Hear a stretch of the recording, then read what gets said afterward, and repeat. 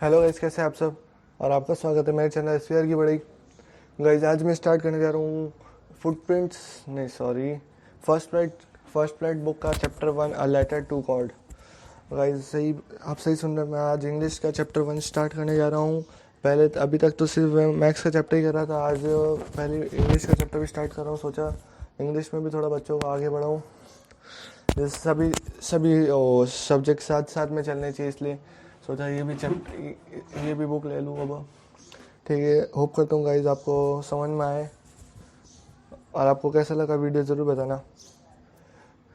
ठीक है गाइज, अब स्टार्ट करते हैं। ये फर्स्ट चैप्टर है लेटर टू गॉड। इस चैप्टर में ये मेनली एक फार्मर है, उसका नाम है लेंचो। ये स्टोरी पूरी उसी के अराउंड रिवॉल्व होगी। और ठीक है, हम जल्द से जल्द स्टार्ट करते हैं और मैं आपको पूरा अच्छे से स्टोरी समझाने की कोशिश करूँगा। पहले मैं थोड़ा रीड करूँगा, फिर आपको आगे आगे धीरे धीरे समझाता जाऊँगा। होप करता हूँ गाइज आपको समझ में आए। ठीक है गाइज, शुरू करते हैं।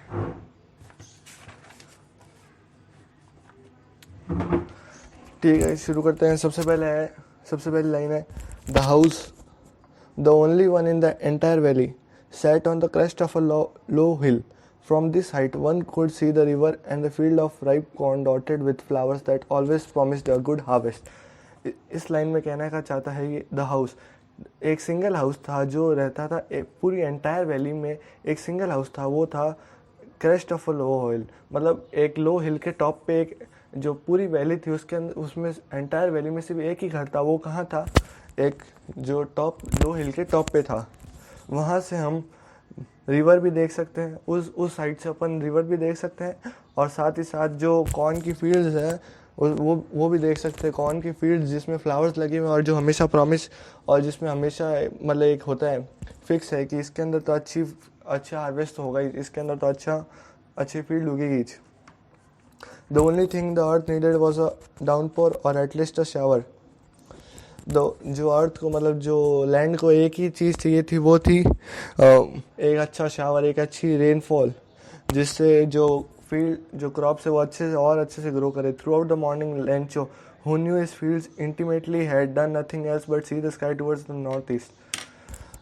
अब बात हुई लेंचो वो फार्मर है जिसकी ये फील्ड है, जिसका घर है लो हिल के टॉप पे।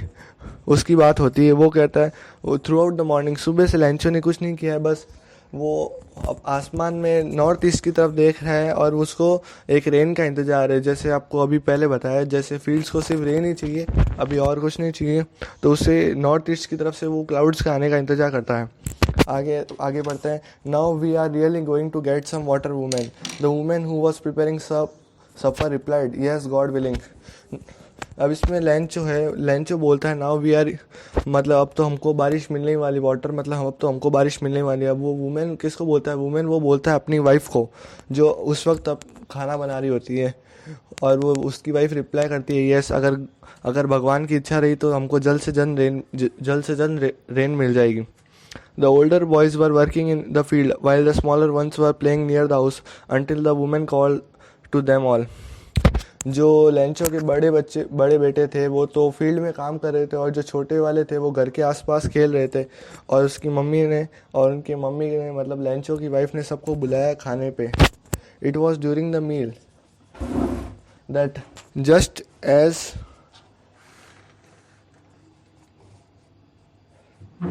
Just as Lancho had predicted, big drops of rain began to fall. In the northeast, huge mountains of cloud could be seen approaching. इस लाइन में कहते हैं, जैसे ही वो खाना खा रहे थे, एज लेंचो हैड प्रेडिक्टेड, जैसे लेंचो ने पहले प्रेडिक्ट किया था, बहुत बड़े बड़े ड्रॉप्स, रेन के बड़े बड़े ड्रॉप्स गिरने लगे थे नॉर्थ ईस्ट की तरफ से। जो नॉर्थ ईस्ट जिस तरफ वो देख रहा था, उसी तरफ से बहुत सारे क्लाउड्स आने स्टार्ट हो चुके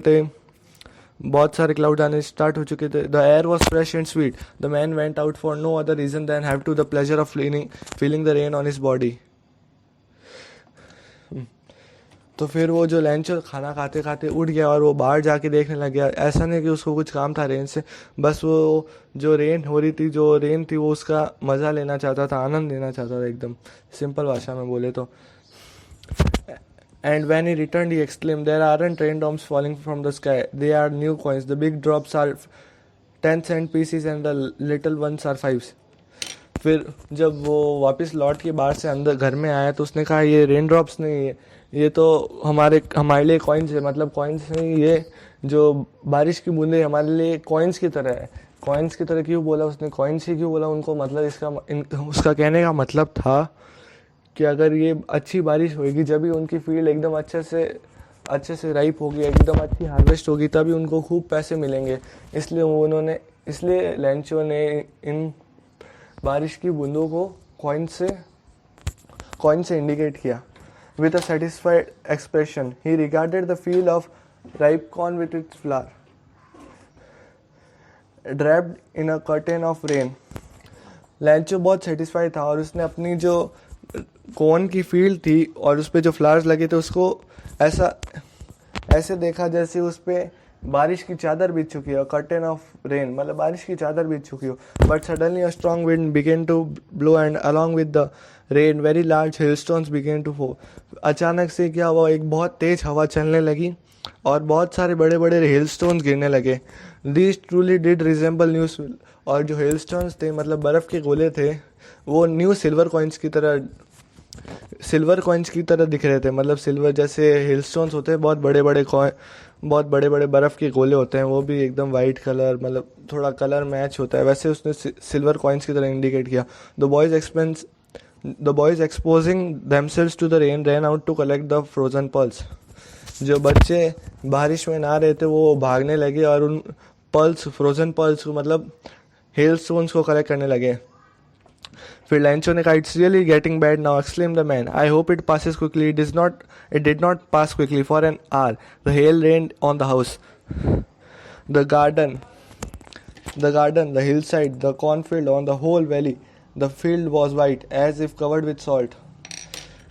फिर लैंचो ने विश किया कि अगर ये जल्दी से जल्दी निकल जाए जिससे उसकी फील्ड को कुछ नुकसान ना हो, लेकिन वो इतना जल्दी पास हुआ नहीं।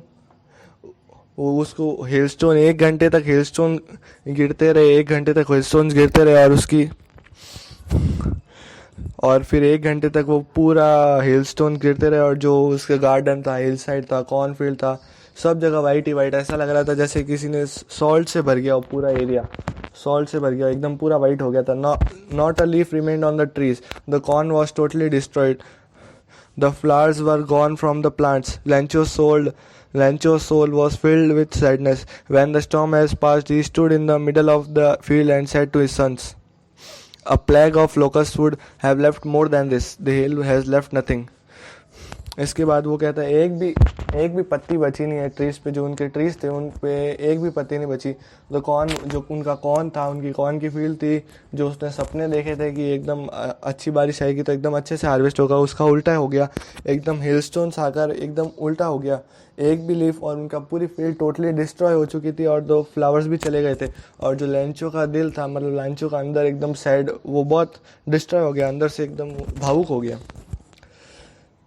When the storm had passed, he stood in the middle of the field. जैसे ही स्टॉर्म गया वो अपने फील्ड के मिडल में गया और अपने बच्चों को कहता है, a plague of locusts would have left more than this. What is the meaning of this?